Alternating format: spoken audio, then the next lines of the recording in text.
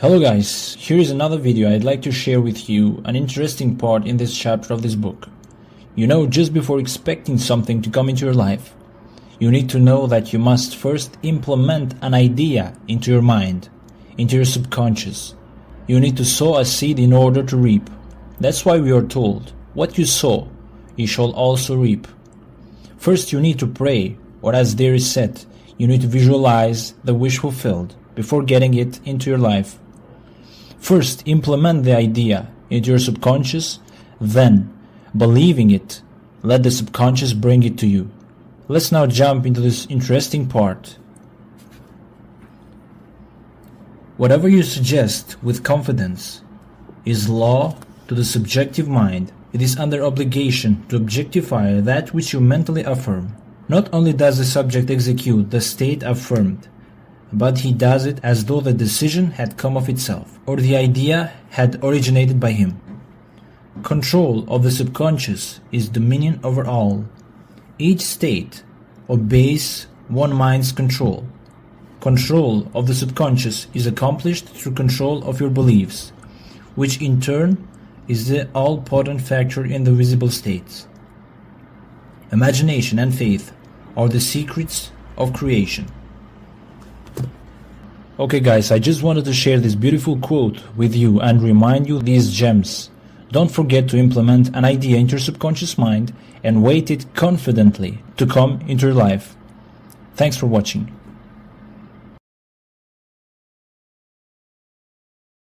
So tonight we will show you what I have done in the past with great success and how it operates. Now, if I wanted something in this world, and who doesn't, I would formulate an act which would imply that I have it. And then in my imagination, I would simply, having performed that act, I would yield completely to this being within me to execute it. I would fall off into sleep, convinced that he heard me, that he saw my act in faith. I simply yield completely to him, having acted. It's an act of self-commission. I perform the act. What act? I act as though I had what I sought. I act as though I heard that you have what you asked of me. I perform an act, and then I yield completely to that depth of my own being, who is God, and allow him from that depth to externalize it for me. All I have to do is to completely yield to this being within me, for he has ways and means I, on this level of my being, know not of. I rise then under compulsion. And under this compulsion, I go through a series of events which will lead up to the fulfillment of that to which I yield. I assume that it's done. And then I commune with myself and gave thanks within me that it is done. And it works in every way. You want to be, and you name it. You want to be successful in the world of Caesar, in dollars and cents, nothing wrong with it. You want to be a successful doctor, successful lawyer, I don't care what it is. You want to be, well then formulate in your mind's eye what it would be like if it were true. How would you see the world if you were now the man that you would like to be? See it in your mind's eye, and then yield yourself completely to the depth of your own being. How do I do that? Simply fall asleep in the assumption. I dare to assume that I am the man that at the moment reason denies, and then fall asleep in that assumption, leaving it completely to the depth of my own being to externalize it in my world. I will wake tomorrow morning under compulsion to do certain things which I had not formulated, I hadn't determined. I'll find I'll meet the right people. I'll do this, I'll do that, I'll do the other.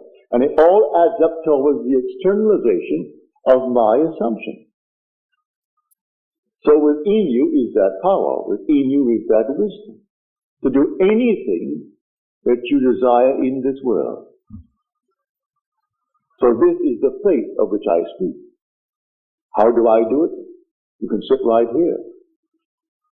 And you go to bed at night, as you're told in the 4th Psalm. Commune with your own self upon your bed and be silent. You don't commune with another, you commune with your own self. That's God. For the self of man is God. When you say, I am, that's God. There is no other God. But you don't see him. Now, he has become invisible. The darkest night in the world was when God became invisible. He told the story to all of us before we set forth. Then he became invisible and took up his residence in us. He became invisible. And in us, he is I am, my own wonderful human imagination. That's God. So I don't see my imagination as I see objects in space. For imagination is the reality that is causing these objects in space. So I see the fruits of its activity, but I do not see it because it is invisible. The day will come, I will see it. I have seen him. He has no beginning, no end. He is the Ancient of Days. But his infinite love is nothing but love. Yet he will wait on us just as swiftly and as indifferently when the will in us is evil as when it is good. For it is he who does all things, that I kill, I make alive. I wound, I heal. I do all these things, and none can deliver out of my hand. So if the will in man is evil, he will execute it. If it is good, he will execute it, because there is no other creator. So it's entirely up to man what he imagines. What am I going to imagine?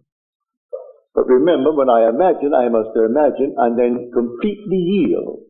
That is faith. You've been taught to believe you're a worm. You came out of a swamp. And then suddenly you became a tadpole, and you became something else, and finally you find yourself a man. Forget it. You are the gods who came down from heaven and assumed the restriction, the limitation of man.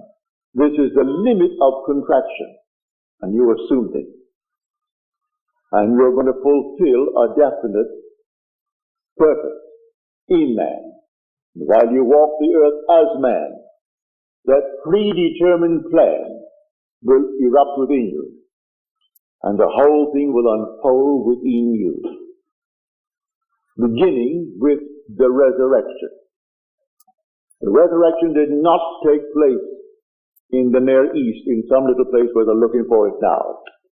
It takes place in man. Man is where God is buried. The Holy Sepulchre is the skull of man. It's not in the Near East. The Bethlehem that they're talking about is in the skull of man. Zion, his holy place where he dwells, that's the skull of man. And the whole drama unfolds within man.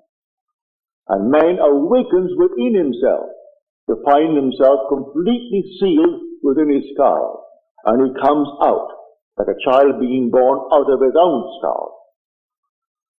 And then, a few months later, comes an explosion in his skull, and that compartment that contained the Son of God, who is his will, who is his wisdom, releases the Son. You would not let my soul remain in hell, said he, in the 16th Psalm. So he brings him up, he resurrects his son, and the son is David. And David, looking at the Father, and the Father for the first time knows who he is. Memory returns. And the Son was the one who revealed him to himself.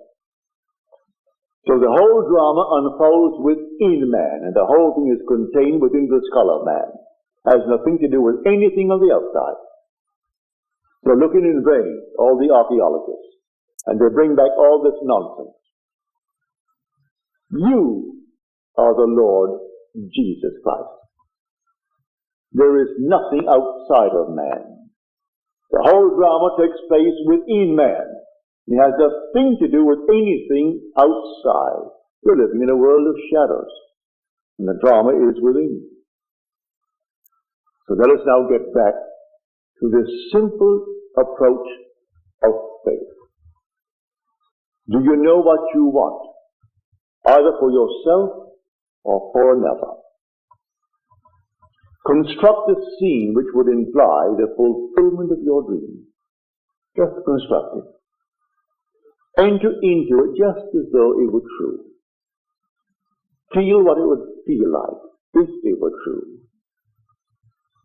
And give thanks to the one who is going to execute it. It's your own being, I grant you, but he is the depth of your own being. He is the Father.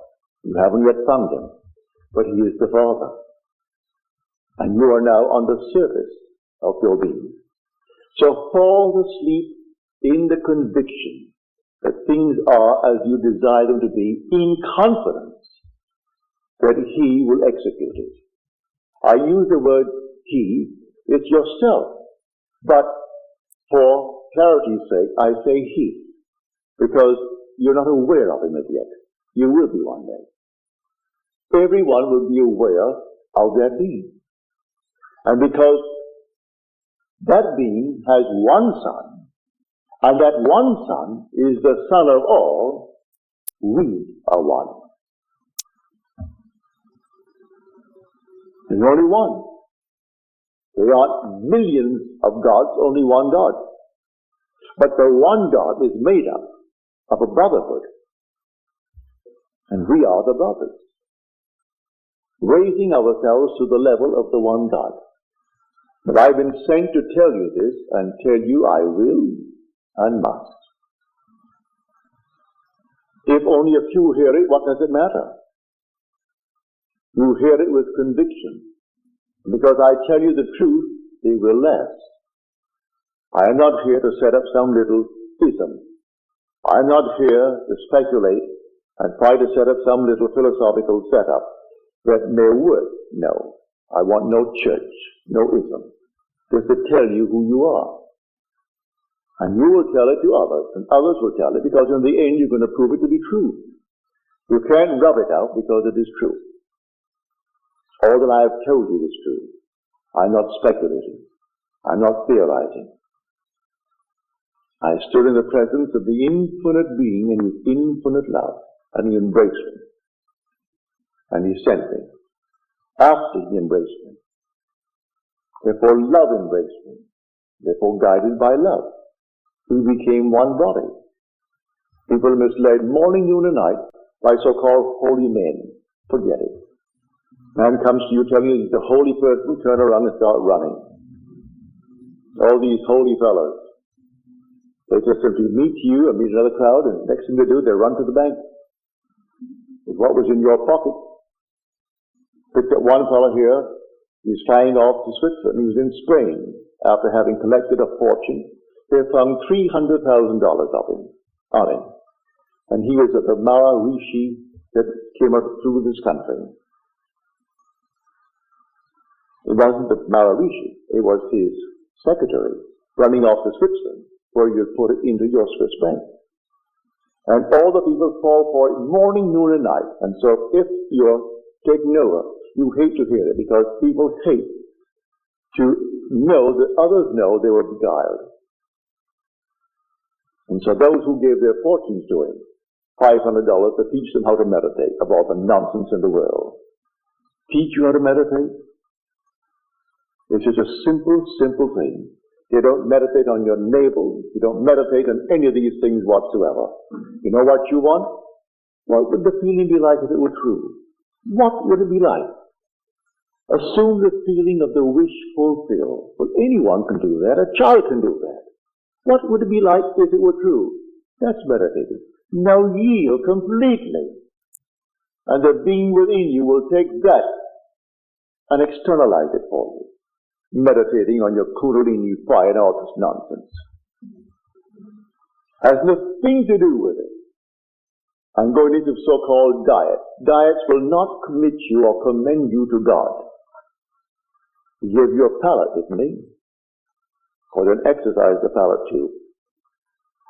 And so I'm going to go on a certain diet. A friend of mine went on the diet of things that you should only feed parrots. Well, he isn't a parrot. Eating pumpkin seeds, eating all these things. If you really enjoy them, but don't tell me that you really enjoy them. Of course, you could acquire a taste for anything. I don't say you can't. But exercise that God-given gift. It's a palate. And simply enjoy it.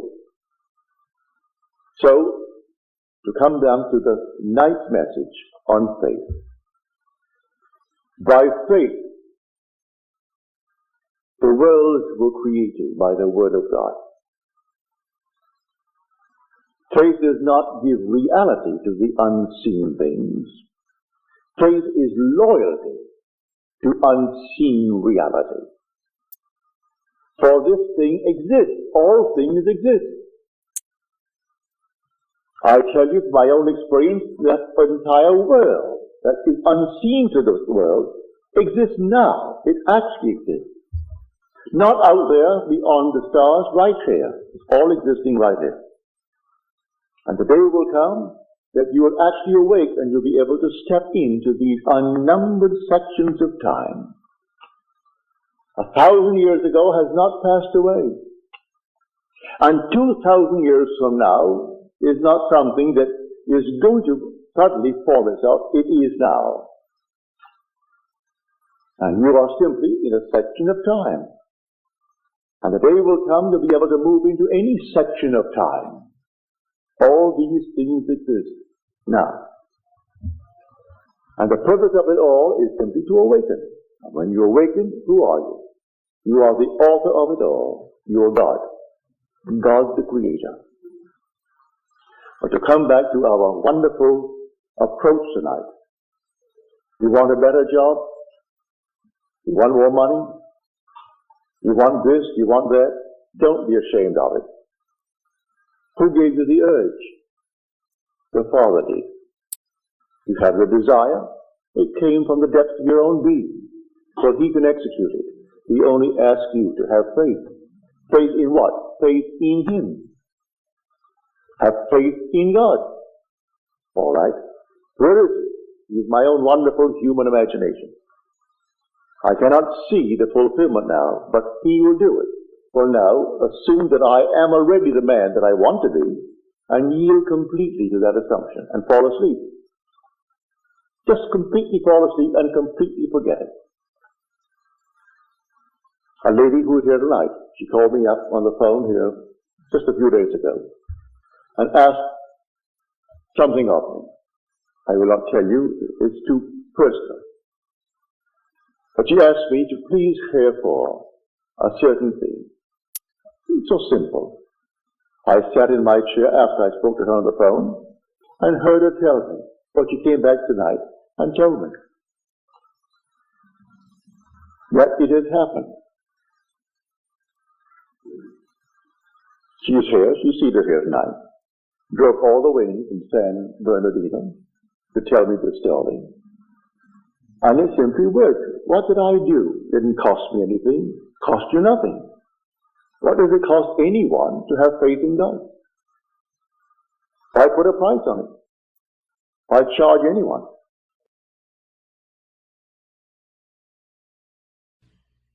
So I know it works. It took me 1 week to do it. That's all that it took me. 1 week. I simply went sound asleep in the assumption that my wife was there.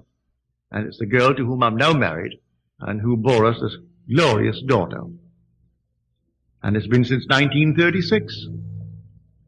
So here, this heavenly state was denied me because I wasn't feeding myself the right food. I have food you know not of, and the food are words. And you repeat them within yourself. What am I saying?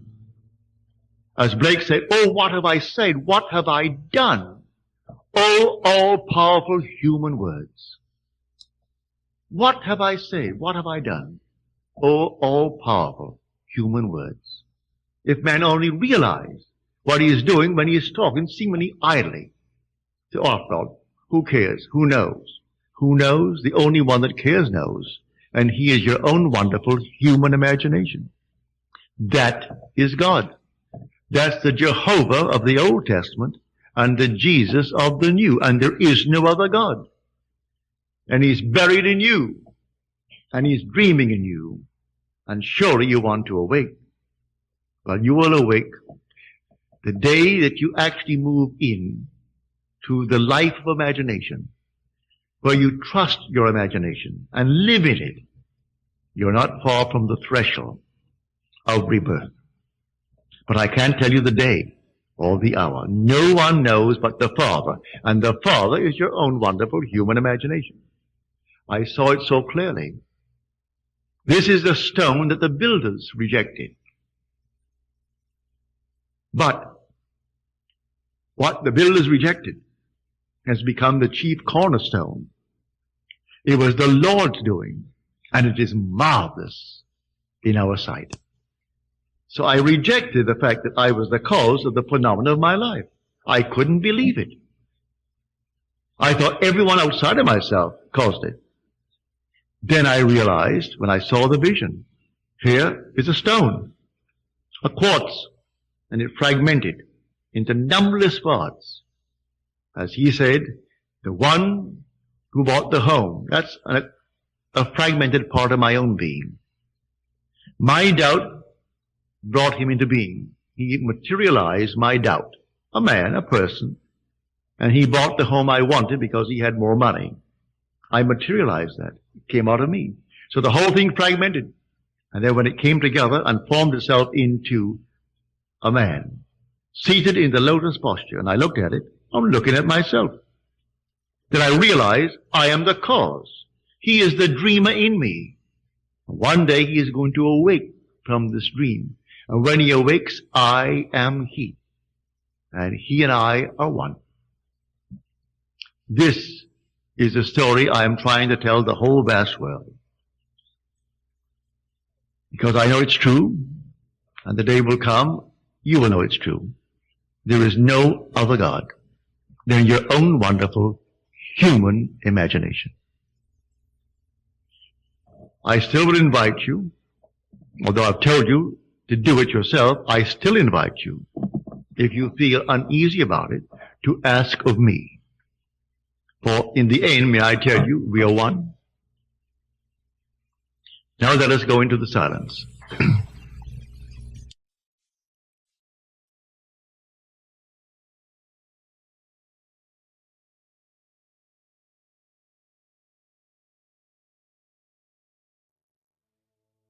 Hello and welcome to the channel Neville Goddard.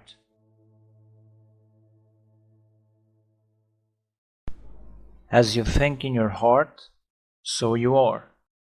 All is yours. Do not go seeking for that which you are. Appropriate it, claim it, assume it. Everything depends upon your concept of yourself. That which you do not claim as true of yourself cannot be realized by you. The promise is, whosoever hath, to him it shall be given, and he shall have more abundance. But whosoever hath not, from him shall be taken away, even that which he seemed to have. Hold fast in your imagination to all that is lovely and of good report, for the lovely and the good are essential in your life if it is to be worthwhile. Assume it. You do this by imagining that you already are what you want to be, and already have what you want to have. As a man thinketh in his heart, so is he. Be still, and know that you are that which you desire to be, and you will never have to search for it. In spite of your appearance of freedom of action, you obey, as everything else does, the law of assumption. Whatever you may think of the question of free will, the truth is your experiences throughout your life are determined by your assumptions, whether conscious or unconscious. An assumption builds a bridge of incidents but lead inevitably to the fulfillment of itself. Man believes the future to be natural development of the past, but the law of assumption clearly shows that this is not the case. Your assumption places you psychologically where you are not physically. Then your senses pull you back from where you were psychologically to where you are physically. It is these psychological forward motions that produce your physical forward motions in time. Precognition permeates all the scriptures of the world. In my Father's house are many mansions. If it were not so, I would have told you. I go to prepare a place for you. And if I go and prepare a place for you, I will come again and receive you unto myself, that where I am, there you may be also. And now I have told you before it came to pass, that when it is come to pass, ye might believe. John chapter 14, verse 2, 3, and 29. The I in this quotation is your imagination, which goes into the future, into one of the many mansions. Mansion is the state desired. Telling of an event before it occurs physically is simply feeling yourself into the state desired until it has the tones of reality. You go and prepare a place for yourself by imagining yourself into the feeling of your wish fulfilled. Then you speed from the state of the wish fulfilled, where you have not been physically, back to where you were physically a moment ago. Then, with an irresistible forward movement, you move forward across a series of events to the physical realization of your wish fulfilled. That where you have been in imagination, there you will be in the flesh also.